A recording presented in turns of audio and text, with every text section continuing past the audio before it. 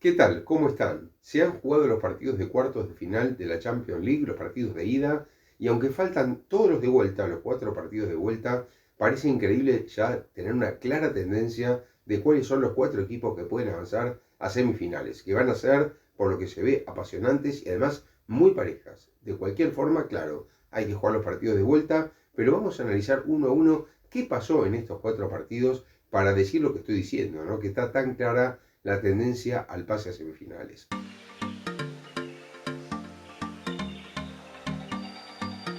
Vamos a empezar con unos partidos que para muchos, me incluyo, nos parecía que era clara la posibilidad de que Real Madrid avanzara a semifinal. Un Real Madrid campeón de Europa vigente, que además definía en el Bernabéu el segundo partido, definirá en el Bernabéu el segundo partido, y que jugaba contra un ciclotímico Arsenal, que no viene de ahora, sino que es un Arsenal que hace mucho tiempo que pelea varios títulos y alcanza muy pocos. En general, nunca la Premier en estos años, en la Champions tampoco llega muy lejos, y entonces, bueno, lo que uno tiende a pensar es que el Real Madrid, defendiendo en casa con su público y con los jugadores que tiene, le podía sacar mínimo un empate en el Fly Emirates en Londres al Arsenal. No fue así, el Arsenal dominó completamente.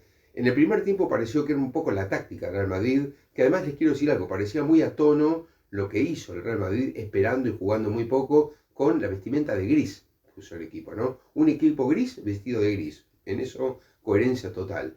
Pero además llama mucho la atención, esto viene pasando, es una tendencia con la prensa de Madrid lo marca mucho, esto de que al Real Madrid le falta Toni Kroos. Y se nota mucho y algunos añoran ese mediocampo con Kroos, Casemiro y Modric. Un Modric, claro, de 39 años, muy veterano ya, que empieza a tener minutos limitados y que ahora, sin esas compañías y con un Camavinga que no está en su mejor momento, parece que aquellos tiempos de gloria de Real Madrid se transformaron en este Madrid más obrero del medio hacia atrás y que los 3 de arriba se las arreglen para definir. Es un poco lo que está pasando en estos últimos tiempos. Lo que pasaba era que hasta ahora esos 3 se las arreglaban bien para definir y en este caso el Arsenal le quitó la pelota a un Arsenal mucho más seguro de lo que parecía, con muy buenos jugadores pero que no siempre lo están demostrando y que en este partido frente al Real Madrid fueron de menos a más. ¿Por qué digo esto? Porque empezó bien el Arsenal, dominando el partido con un gran mediocampo, porque tiene un mediocampo de mucho fútbol, de mucho juego, con Declan Rice, que vamos a hablar ya ahora de él, con Odegaard, que es el que supuestamente maneja todo lo que es el fútbol del Arsenal y que el Real Madrid seguramente se iba a preocupar por cortar esos circuitos. Y después por Thomas Partey, un jugador que muchos que siguen la Liga Española ya lo conocían del Atlético de Madrid. Bueno, esos 3 jugadores tienen mucho fútbol. Lo que le faltaba al Arsenal, y que era un poco el interrogante para este partido, era el 9. Lo tiene todos lesionados el Arsenal, tiene muchos problemas. Gabriel Jesús, Sterling, Kai Havertz, nadie en esa posición para un partido así. Entonces ya hace rato que Mikel Arteta, el gran técnico del Arsenal, que armó este equipo, porque hasta Arteta, Arsenal es un equipo mucho más ciclotímico de lo que es hoy, todavía más de lo que es hoy, colocó entonces a Merino, que es un volante, que también viene del fútbol español, de la Real Sociedad y que está en la selección española, un jugador alto de un porte que no da para esa posición, pero juega prácticamente de 9, es decir, juega casi al lado de los 2 extremos que tiene el Arsenal, que son Saka, que vuelve de una larga lesión, y Martinelli, el brasileño, por el costado izquierdo. Bueno, lo cierto es que Real Madrid se abroqueló. Yo creo que la idea de Ancelotti fue esperar a que pasen algunos minutos, enfriar el partido, que el Arsenal no llegue con peligro y después recurrir a sus muy buenos delanteros, esta vez con un esquema casi diría que 4-4-2, ¿no? Porque Rodrigo, que es un delantero habitual, esta vez jugó para ayudar a los 3 volantes junto con Bellingham, junto con Camavinga, con esos jugadores, con Modric, porque Valverde jugó de lateral derecho, que fíjense otra cosa interesante. Sobre el final, cuando ya el Madrid perdía mal, Ancelotti puso a Lucas Vázquez y entonces Valverde pasó a la mitad de la cancha. Eso me parece que está bien, que era lógico que pasara. Ahora, ¿no es una muestra de que no confía en Lucas Vázquez para los partidos importantes? Si Lucas Vázquez, que es lateral derecho, no juega y lo pone a Valverde ahí y le quita fuerza al medio, está mostrando que no confía mucho en esos jugadores. Es un poco lo que le está pasando a este Real Madrid, que como digo, extraña mucho a algunos que ya no están más, como Casemiro, que igualmente ya se lo ve en el United, que tampoco es el que era, y por otro lado el caso de Toni Kroos, que jugó al fútbol. Entonces, el Real Madrid esta temporada lo que tiene es una carencia de un jugador que enganche posiciones. Bellingham no es esa clase de jugador, Bellingham sí que es un volante con mucha creatividad y que puede sumarse a los delanteros, pero yo diría que Bellingham es casi un jugador que juega más pegado a los delanteros que un volante de creación al estilo número 10.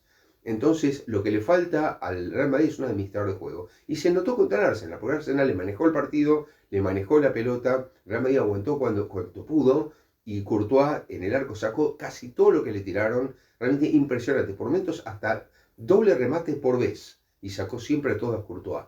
Tremendo. Hasta que, como suele pasar en estos partidos, la gota que orada la piedra, lo que terminó pasando es que vino el tiro libre, un tiro libre magistralmente ejecutado por Declan Rice, que la pone en un lugar imposible hasta para el propio Courtois.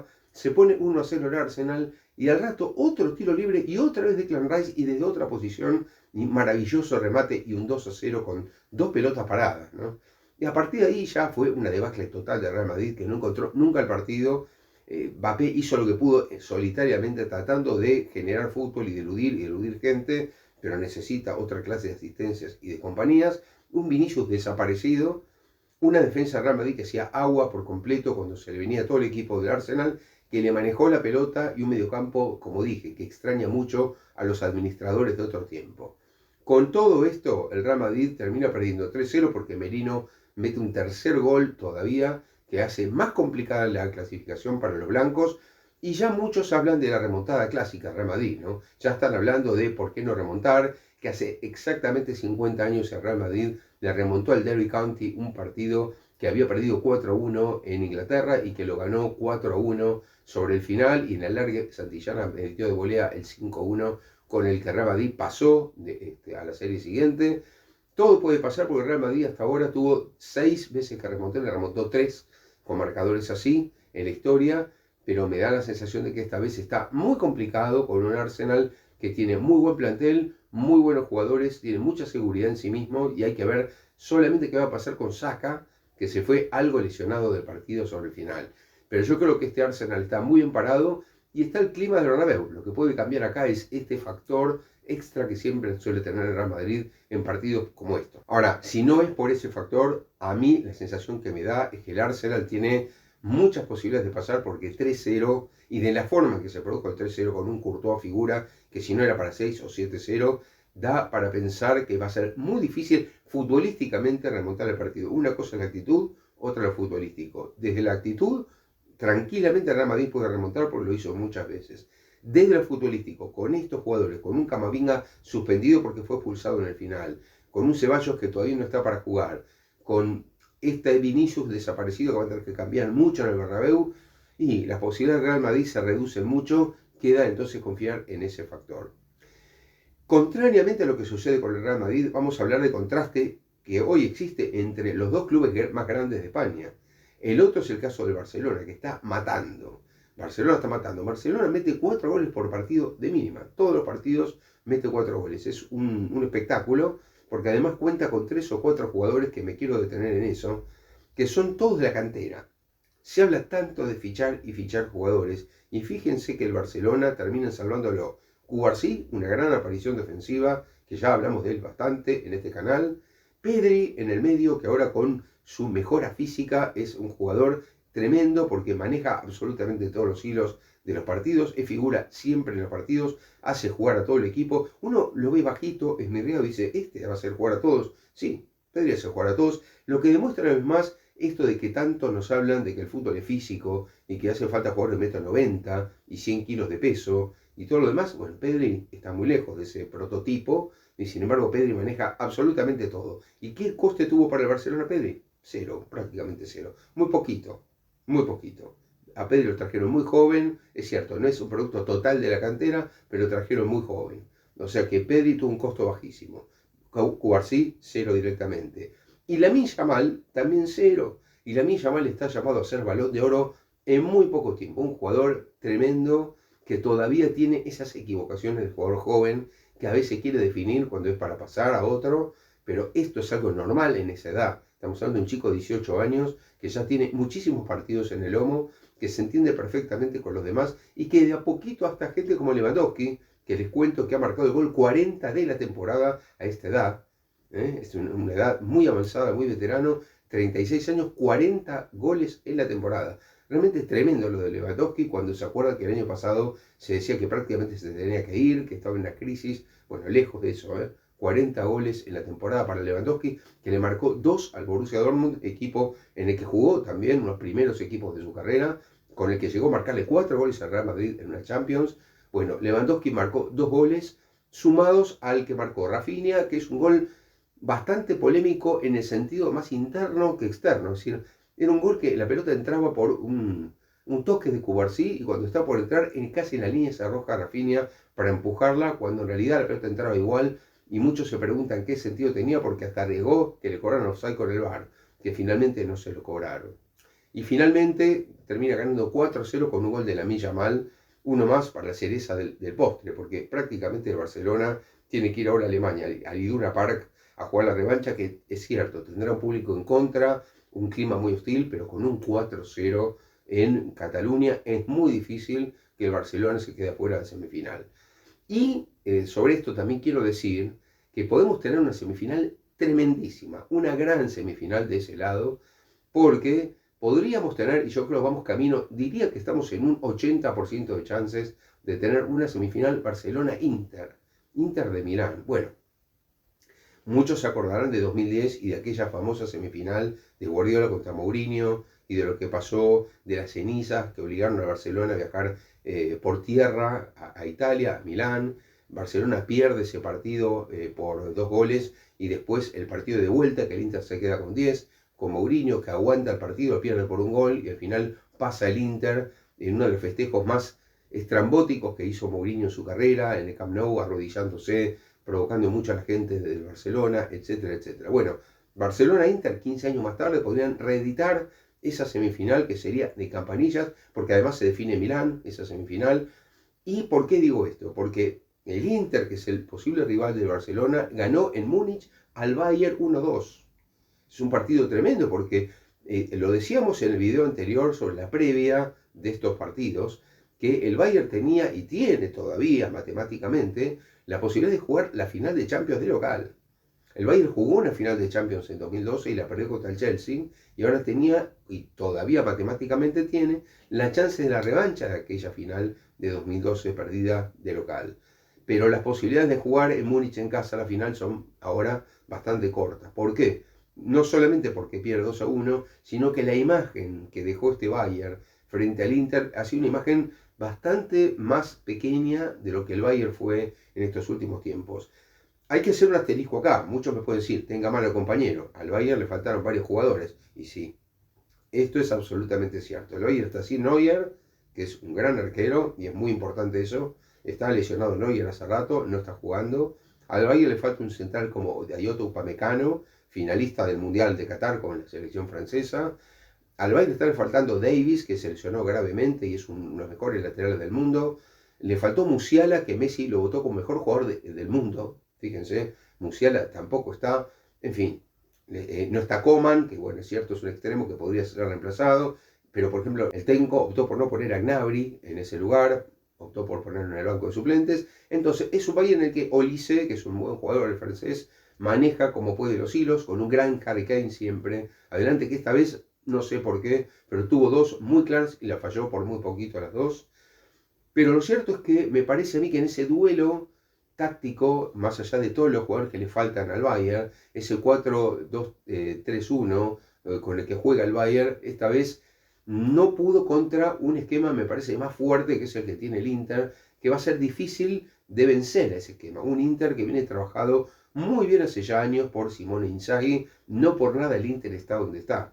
El Inter ya fue finalista de la Champions en 2023 en Estambul, perdió por muy poquito contra el Manchester City, siguió arriba siempre en la Serie A italiana, siempre peleando por todos los títulos, siempre está peleando finales de todas las copas, y ahora este Inter, siempre con una base de jugadores que no cambia demasiado, con un 3-5-2, un esquema con 5 volantes, atención con eso, con los 2 laterales se transforman en volantes, y tiene 3 volantes centrales de muchísima calidad, Mkhitaryan, Çalhanoğlu, Barrela, tremendos jugadores, ¿no? Si le sumamos a los 2 laterales que pueden ir cambiando, pero es tremendo el equipo que tiene. Y arriba, Lautaro Martínez, en un momento excepcional de su carrera, con un golazo de los mejores, creo yo, que hizo Lautaro Martínez en su carrera, en total, tanto en selección como en el Inter o en Racing. Este es uno de los mejores goles que marcó y en un escenario en el que el Inter podría volver como finalista de la Champions. Claro que para eso tendrás que eliminar al Barça, ¿no?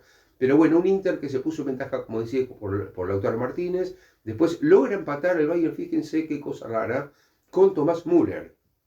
El veterano Thomas Müller, un jugador que está a punto de salir del Bayern después de tantos años, que parece que va a ir a la Major League Soccer de los Estados Unidos, después de, claro, toda la experiencia larguísima, toda una vida en el Bayern Múnich, en la selección alemana. Thomas Müller que entra como suplente ya y empata el partido porque tiene ese carácter siempre Müller que ayuda y que por eso todavía está ahí en esos primeros planos. Pero no le alcanzó al Bayern con esto porque sobre el final Fratesi marca el 1-2 para el Inter. Un Inter que, como digo, tiene ese oficio para manejar los partidos. Incluso en territorios hostiles, entre comillas, por el público del Bayern, por lo que es como tradición el Bayern, el Inter se las arregla siempre en cualquier caso para complicarle la vida a cualquier equipo.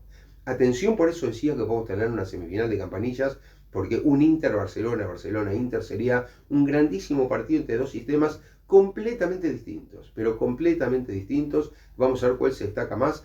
Uno trabajado hace muchísimo tiempo por Simone Inzaghi, que va perfeccionando tácticamente esos detalles que faltan, y por el otro lado un equipo que marca de a 4 por partido, que gana casi todo lo que tiene que ganar con Hansi Flick, que mejoró a todos los jugadores del plantel, porque este es casi el mismo plantel que el de Xavi de la temporada pasada, solo con Dani Olmo, que ni siquiera estuvo con el Borussia Dortmund, así que pinta para partidazo, y como dije, 80% de chances de que se enfrenten Barcelona-Inter en semifinal.